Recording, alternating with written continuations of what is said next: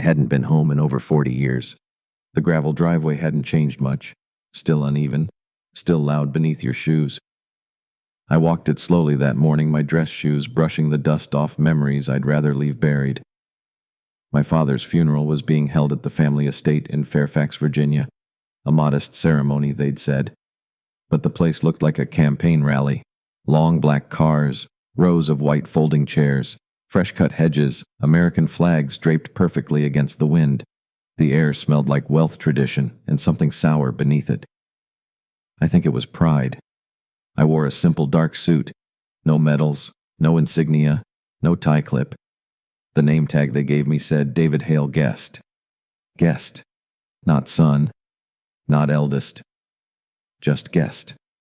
My younger brother Michael stood under the canopy shaking hands like a seasoned politician. He was one. Junior senator from Virginia. Polished. Flawless. All smiles, no soul. The media loved him. My father did too. He'd spoken about Michael in every speech, every article. Never once mentioned me. As I approached, Michael saw me and gave the kind of smile reserved for people you pretend not to recognize. "David," he said, shaking my hand like it was an obligation. "Didn't expect you'd come all this way. Last I heard you were living out west. Still off the grid." I nodded. Still breathing. He laughed, glanced around as if making sure no reporters were listening, then leaned closer. "Just keep things simple today, all right? It's not the time." He didn't have to say it. I already knew I wasn't part of the narrative. I was the erasure, the shame, the son who left and never came back, the black and white photo no one kept on the wall. As I took a seat at the very back row, a cousin I hadn't seen since the Reagan years whispered to her husband, "That's David. The one who vanished. Didn't even show up when their mother died." I didn't flinch. She was wrong about that. I had been there. She just didn't see me. No one did. The service began. Speeches about legacy, tradition, leadership. Michael spoke last. Of course he did. His voice rang clear, confident, filled with the kind of hollow warmth that makes people believe in myths. "Our father taught us discipline, honor, and the value of service," Michael said. "He never wavered in his commitment to this country or to his family, and he expected the same of us. That's why I stand here today, because I never forgot his lessons." I felt the stare without needing to look. That line, "because I never forgot," wasn't a message. It was a weapon. The crowd clapped politely. Then, as the closing hymn began, a man in a black suit with a headset quietly approached the side of the tent. He didn't make a scene, just leaned toward Michael and whispered something that wiped the color from my brother's face. I stood, already knowing. The low hum of rotors followed, not loud at first, but growing. People looked up. Conversations paused. Wind swept through the rows like a warning. The music stopped. From the far side of the estate lawn between the orchard and the old fence line, a matte black military helicopter came into view. Its shadow slid across the grass like an eclipse. The funeral was no longer the main event. As the helicopter landed, kicking up leaves and dust, an officer in dress uniform stepped out, eyes scanning the crowd. He marched straight toward me, stopped 3 feet away, and saluted. "Colonel Hale," he said firmly. "Sir, we need you back at Langley. Immediate briefing. Clearance, Echo 5. Transport ready." The entire crowd froze. Michael's mouth hung open. Aunt Ruth clutched her pearls. No one moved. I adjusted my jacket sleeve and replied calmly, "Understood." I turned to my son Noah, who had quietly followed me to the back row. His eyes were wide. "You coming?" I asked. He stood without a word. The officer turned back toward the chopper.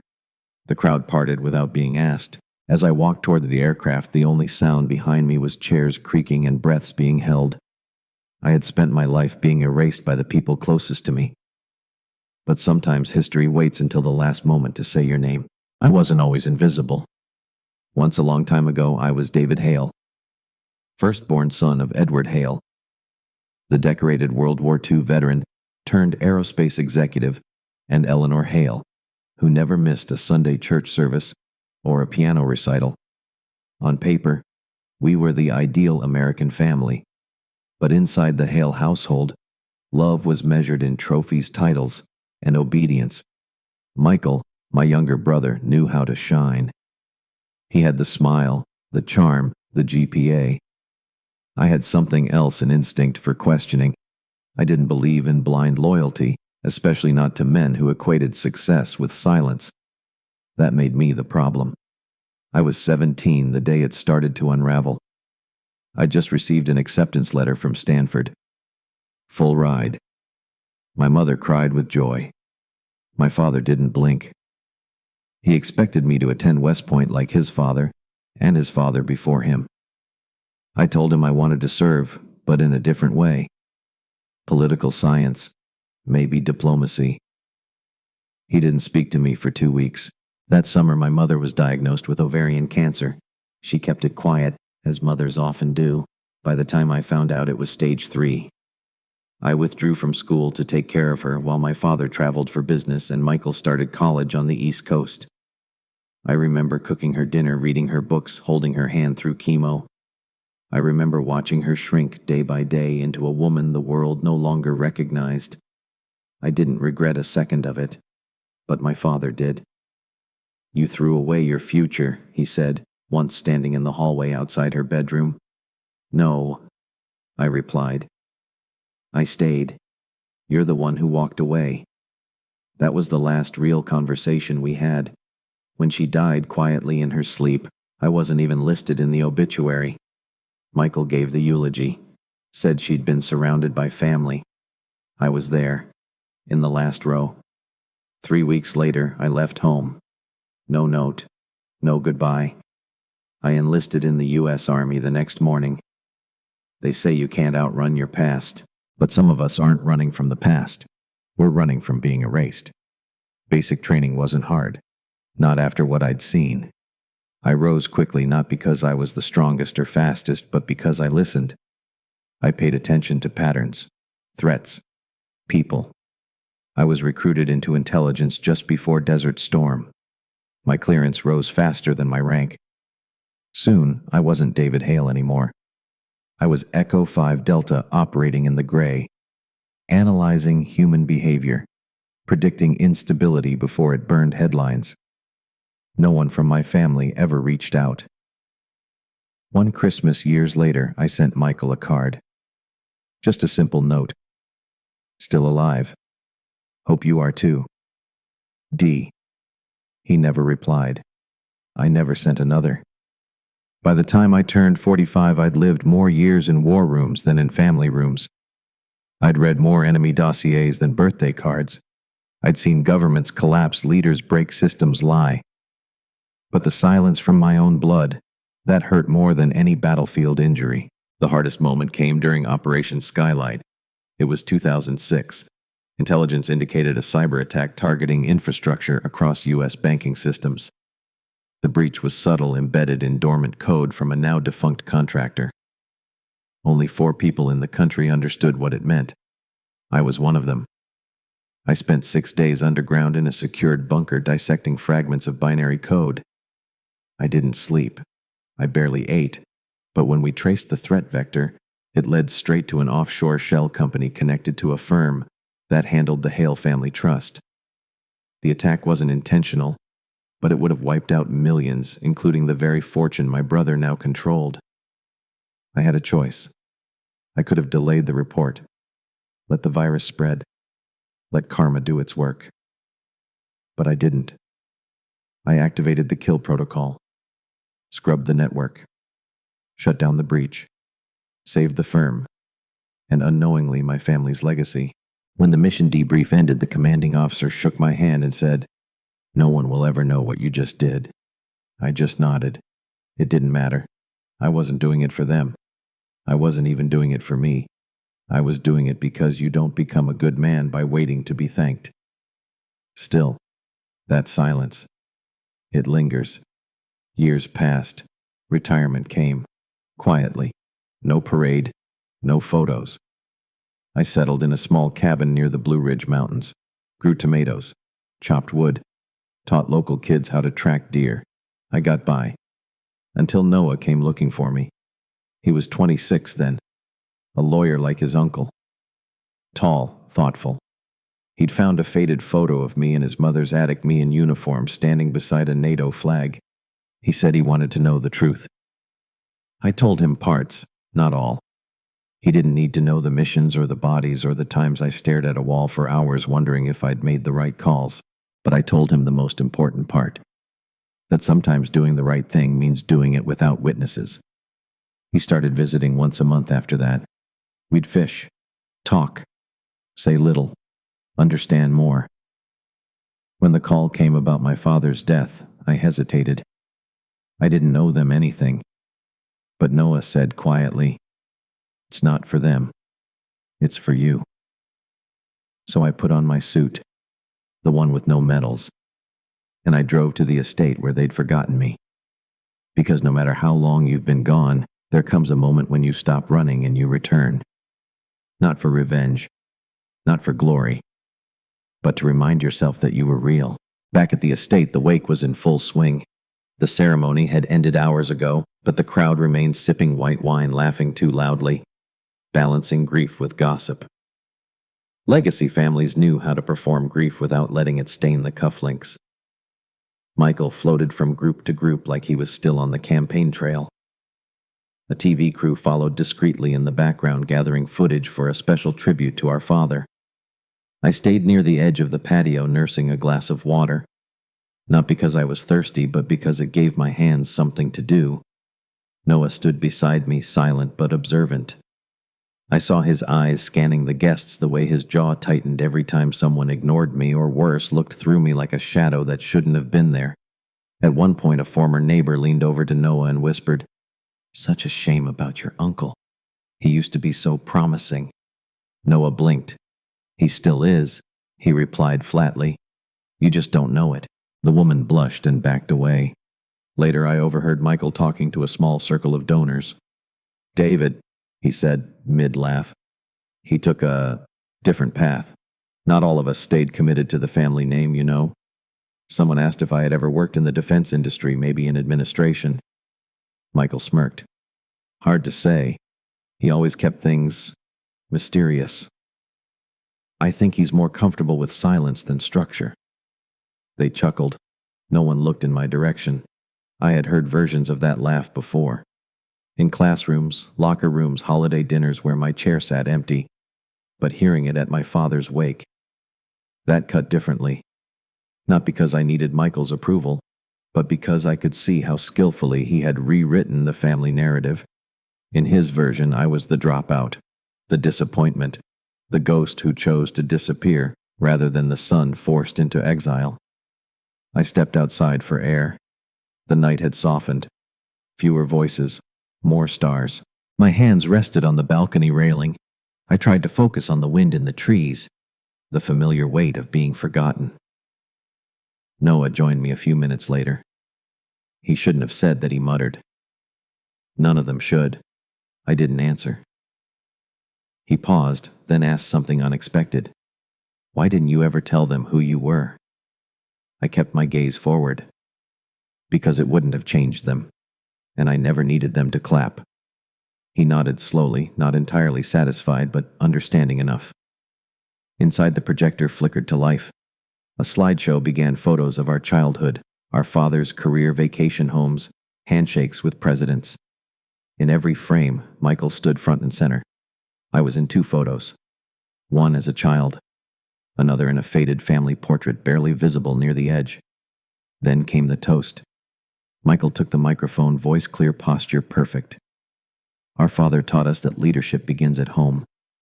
That family isn't just blood, it's responsibility." He believed in showing up, in staying the course. And I believe he'd be proud of those who continued that path. The ones who stayed, who built, who led. He raised his glass. "To legacy." The room applauded. Noah looked at me. I didn't move. The applause faded, but the message stayed. A final blow, elegant and cruel, the kind only families know how to deliver. without raising their voices. A server passed by and without looking offered me a tray of half-empty flutes. I took none. Inside the room, Michael stood tall in the spotlight, basking in carefully crafted mourning. Outside, I stood in the shadows, still and silent but not broken, because I knew something they didn't. Something they were about to find out. It started with the vibration, subtle at first, a low, uneven tremble in the floorboards. Most of the guests didn't even notice, too absorbed in their Chardonnay and polished anecdotes. But I knew the rhythm of those vibrations. You don't spend 3 decades in classified operations without learning the signature of an inbound military aircraft. I looked up. Over the tree line, a dark shape emerged, angular, sleek, and unmistakably deliberate. A military helicopter. Low altitude. Silent approach. Standard blackout configuration. They weren't coming here for a show. They were coming for someone. And I already knew who. Inside the estate, the slideshow paused.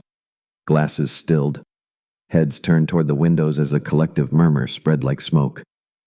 Guests walked to the doors, some shielding their eyes as the blades cut the late afternoon air into ribbons. The helicopter hovered for a moment above the lawn, sending leaves petals and a few napkins flying in every direction. Cameras were already out, some recording, others live streaming. The media crew scrambled to reposition their equipment.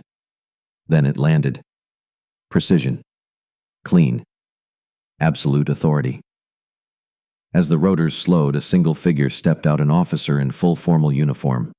Broad-shouldered. Medaled. Confident. Colonel Marcus Ellison. He walked straight, eyes forward toward the estate. Guests parted instinctively, unsure whether to be alarmed or impressed. Michael stepped forward from the crowd, his smile faltering. "Excuse me," he said, attempting to intercept. "Can I help?" But the colonel didn't even glance at him. He walked right past the senator, past the donors, past the mourners, and stopped just in front of me. He snapped a crisp salute. "Colonel Hale," he said, voice calm but commanding. "Sir, we're requesting your presence. Immediate transport authorized. Langley briefing room echo. Situation Merlin escalating." Silence.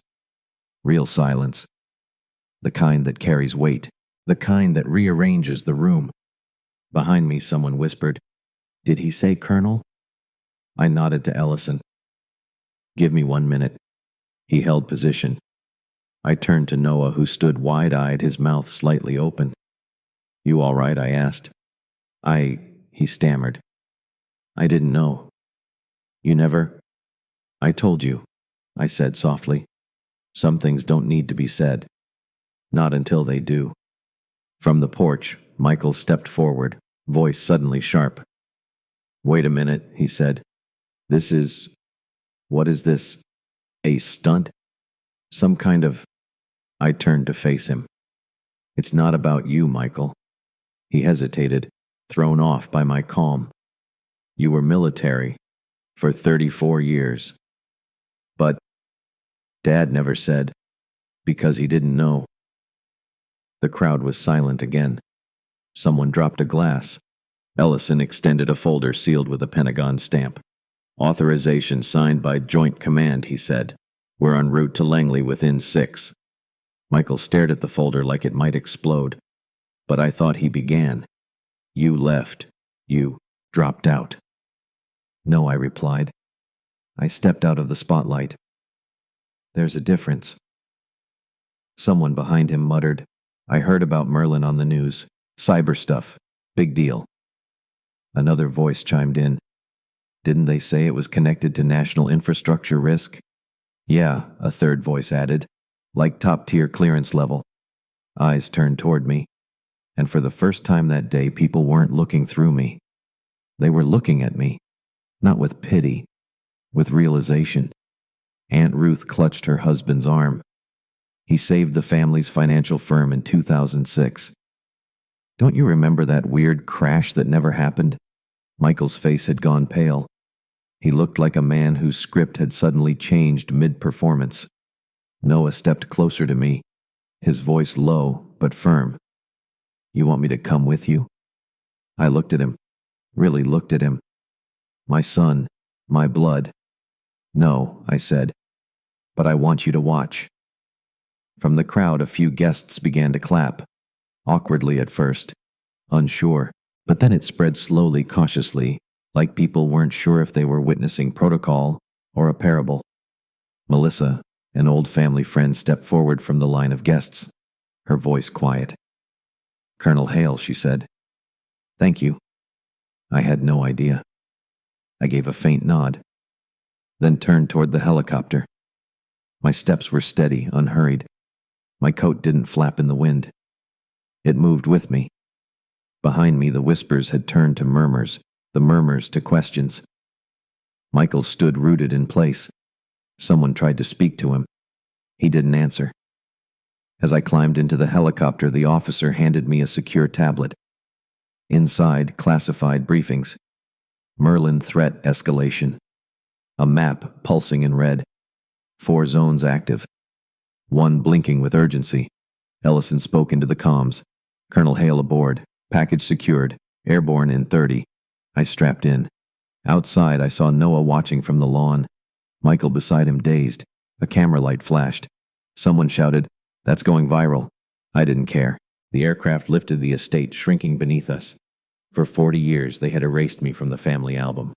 But now, even the sky had to make space. Langley hadn't changed.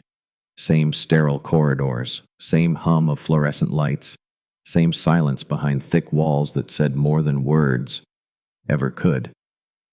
I walked through the inner security layers with Ellison by my side. No introductions were needed.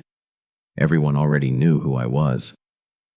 The receptionist at the operations floor stood when I entered, a gesture I'd forgotten how to receive. Inside the briefing room, the air was heavier. Threat boards glowed red. Digital overlays pulsed in slow sync. Merlin had escalated, that much was clear. But I wasn't here just for Merlin. I was here because the outside world had finally noticed what the inside already knew. "Colonel Hale," General Monroe said as I entered, standing behind a circular operations table. "Glad you came in. The situation's fluid. We need your eyes on the code breach. Civilian systems are already reacting." He didn't need to elaborate. I knew what that meant. "Someone's already talking?" I asked. He handed me a printed page. My brother's face. A headline. "Breaking Senator Hale's estranged brother, revealed as decorated intel officer." Beneath it, social media screenshots. Is this for real? Why did they keep this secret? "Wait, that David Hale podcasters are digging up your file," Monroe said. "Even the civilian net caught your clearance level. Hashtags trending. The other Hale. Silent hero. Colonel. Who?" I stared at the headline. My brother must have been losing his mind. "Do we respond?" I asked. Monroe raised an eyebrow. "Do you want to?" I shook my head. Let it run. The brief continued. Merlin's data vectors had begun leaking through social media platforms. One of the attack nodes, oddly enough, had rerouted through a legacy server registered to a firm once owned by the Hale family trust. The same one I had quietly protected in 2006. "You're part of the story now," Monroe said. "Whether you like it or not." That phrase lingered. Later that night, I returned to my temporary quarters in the Pentagon. The hallway was quiet. The lights dimmed. Inside the room, I found a stack of messages, not military reports, but personal notes. One from Melissa, another from Noah, and one from Michael. His was short, handwritten. I never knew, and I didn't want to. "You didn't just protect the family. You protected our name. I don't know how to fix this, but I know I need to. M." I folded it and placed it in the drawer. I wasn't angry anymore, just tired. 3 days later, the official ceremony happened. They held it in a secure courtyard outside the intelligence headquarters. No public cameras, no broadcast, just select invitees, key defense personnel, 2 senators, and to my surprise, Noah. When I entered in uniform, not my old fatigues, but full-dress blues, a hush fell across the room. Ellison called it presentation of special distinction. Operation Echo Delta Clearance. The citation wasn't flashy. It didn't list dates, just 3 lines. For 34 years of silent service. For protection without recognition. For choosing duty over legacy. Monroe placed the ribbon on my chest. No applause, just quiet reverence. Afterward, Melissa approached me. She had watched from the sidelines, eyes glassy. "They know now," she said. I nodded. "And I'm still not sure it matters." She gave a small smile. "It does to people like me. It does to Noah." Speaking of Noah, he stood waiting near the gate, hands in his pockets. When I reached him, he simply said, "Proud of you, Dad." I didn't reply, just placed my hand on his shoulder. That was enough. Back at the estate, news had already reached the family. Michael had tried to control the narrative. His office released a statement. "We celebrate all forms of service, visible and unseen." But people weren't interested in spin. They were interested in truth. A week later, I received an email from the Alumni Association of our family's private school. It read, "Mr. Hale, on behalf of the board, we apologize for omitting your name from our distinguished service archive.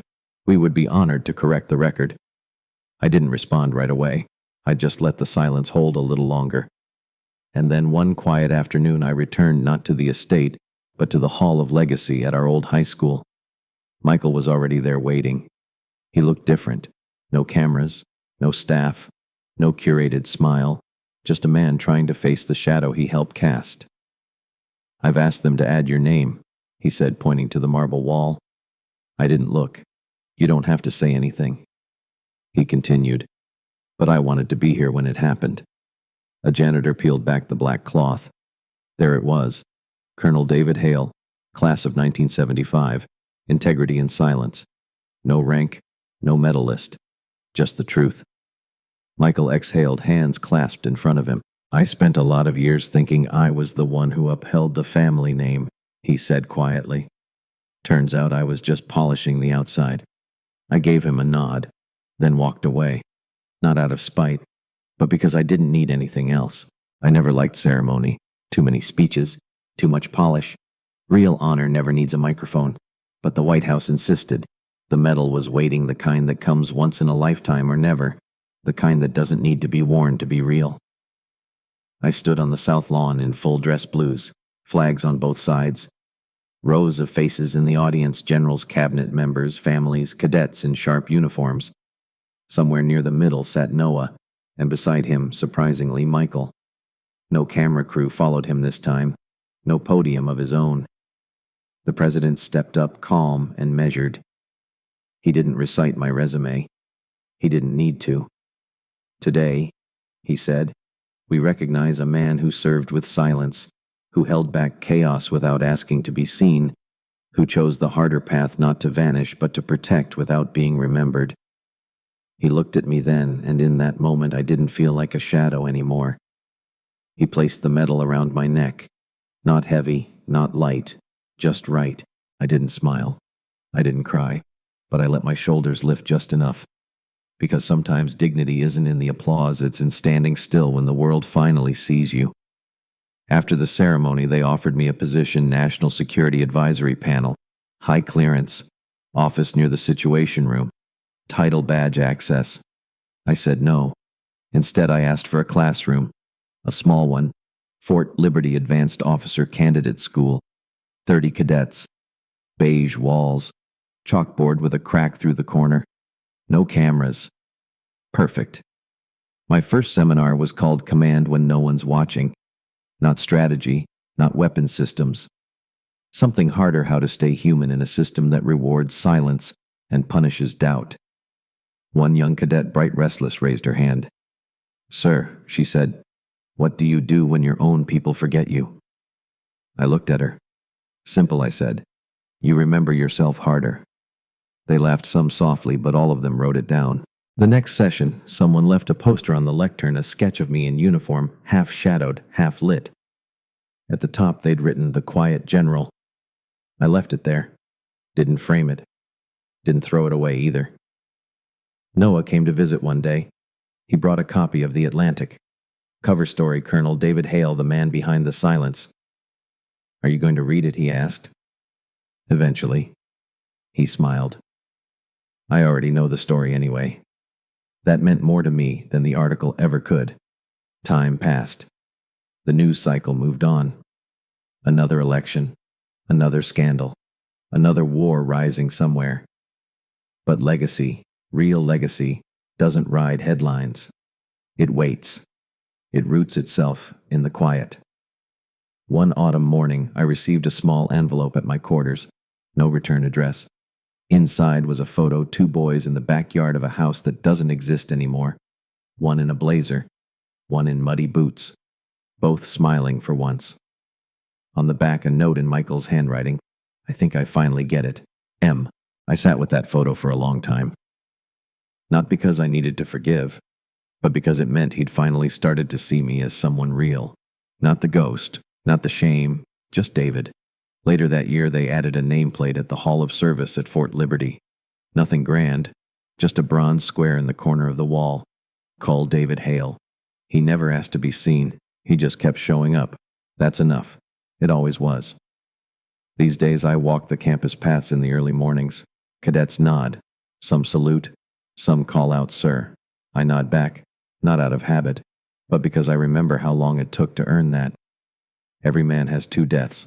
The first is when his heart stops beating. The second is when his name is said for the last time. Mine was said again. Not in anger, not in shame, but in honor. And that will echo longer than the silence ever did.